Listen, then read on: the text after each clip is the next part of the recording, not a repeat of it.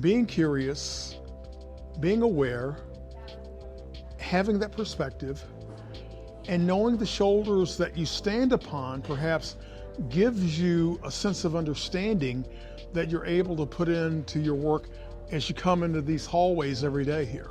From the Nuba Mountains in South Sudan, I'm Steve Crump. For now, we're at the White House. Steve Crump, WBTV, on your side. Hello and welcome. I'm Steve Crump. Medgar Evers was a Mississippi native who was born in the town of Educator. I'm Steve Crump in Johannesburg, South Africa. Thanks so much for watching. Well, you know, I think from a very simple perspective, I've always thought of myself as a guy that just goes to work every day. This came after Ice Age. It's rated several food plants in Mississippi. I mean, I've always been curious about a lot of things, and I'll use this as an example. I can think back to where I was a senior in high school. I was the only African American in my class in this Third World Studies course. And it was when apartheid was at its peak in the mid-1970s. We had not heard the name Nelson Mandela or Desmond Tutu. And it was one of those things, just by the numbers in the aggregate, you had a population of 20 million, 16 million blacks being controlled by 4 million whites. And back in 1974, I knew that I would be in South Africa one day. And I went twice and did a couple documentaries from there. 2 to 3 million people call the South African township of Soweto home. And it is here that...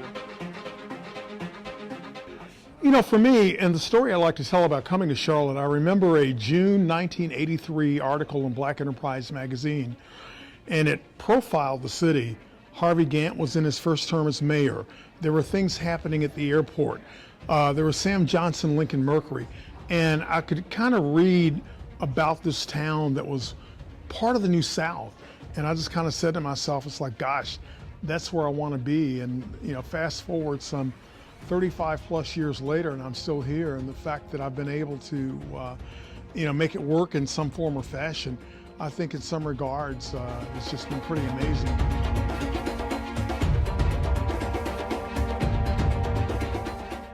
And instead of always covering the crime and things like that, he always finds, and this is what he says, I have a good in the hood story. And when he says he has a good in the hood story, the producers say, Steve Crump, you go for it. You do that good in the hood story. And I think it's about information that you have in your backyard. I mean, for me, having done a lot of documentaries on the African American experience, the civil rights experience. From the Edmund Pettus Bridge, I'm Steve Crump. Thanks so much for joining us. And, you know, everybody talks about people such as Martin Luther King Jr., Malcolm X, Medgar Evers, John Lewis, so many of the luminaries. But all you have to do is look in our backyard here, where you've had people such as Franklin McCain, who initiated the sit-in movement in Greensboro. Dorothy Counts, who just went through abject hell to integrate Harding High School back in 1957. You had the situation where you had the bombings of the homes of Kelly and Fred Alexander, along with Julius Chambers and Reginald Hawkins. So Charlotte in the civil rights timeline, and you go right down the road to Rock Hill, South Carolina, and you had Jail No Bail. This area was very rich in a lot of those diamonds that people mined in terms of defining a legacy known as the civil rights movement. I don't know if they ever made him like Steve to begin with. He is an original, and you look at who else as an African-American journalist interviews the KKK. What's the message you all want to get out right now? Our message right now is that whites in America need to. Only Steve does. I can tell you when I first got to the market and was getting introduced, I finally had to tell Steve, all right, Steve, I can't meet any more people. He's so well connected, so well regarded. He knows everybody. His Rolodex is probably amongst the leaders in not only in Charlotte, but I'd put him up against anybody in any market in the United States. He's taught me a lot about the city. He's a great role model in the newsroom. Taught us that, you know, it's important to work hard if you want to accomplish a lot in this business. And I still want to be like him when I grow up. Yeah, right. I think that we as a community are especially blessed to have a personality such as Steve.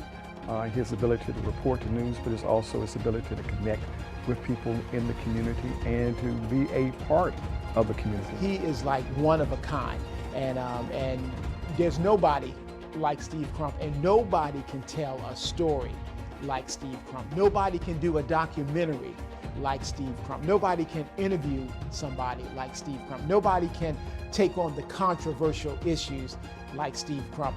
He's one of a kind. If there is a subtitle to a Steve Crump story, I think it would have to be inclusion. It would be opening doors.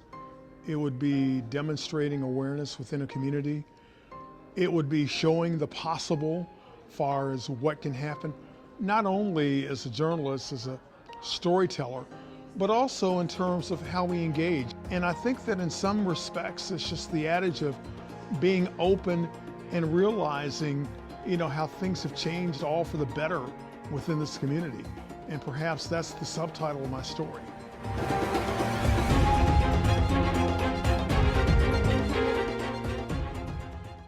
I was diagnosed last year with colon cancer. And what was going to be some routine treatments turned into hell in a handbasket, to be quite blunt. I ended up contracting MRSA. I was in the hospital for some 51 days. And at one point, I was on a ventilator, dialysis, feeding tube. My right lung had collapsed. And quite candidly, a lot of people didn't expect me to make it.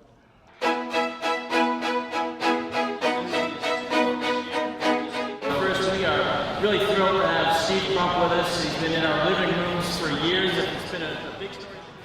We're optimistic. We're faithful, we're prayerful. I have a lot of support. I feel like we're going to beat it. We've come a long way. I mean, this kind of shocked me in a lot of regards, but the fight has been deep, but at the same time we're making strides, and with that I remain very optimistic. I think part of the significance of this award and of what Gerald Johnson and the folks at the Post Foundation have managed to do is empower this community. When you're able to impact education and help young people along, that's one part of it. But also too, when you look at the critical state that newspapers are in, especially black newspapers, and you go back this summer where the Chicago Defender had to shut down. I mean, I think that that's absolutely heinous. But at the same time, the folks at the Charlotte Post, under the leadership and guidance of a Gerald Johnson, they have found relevance in terms of where a black press is a meaningful press and is a press that can make a difference within a community.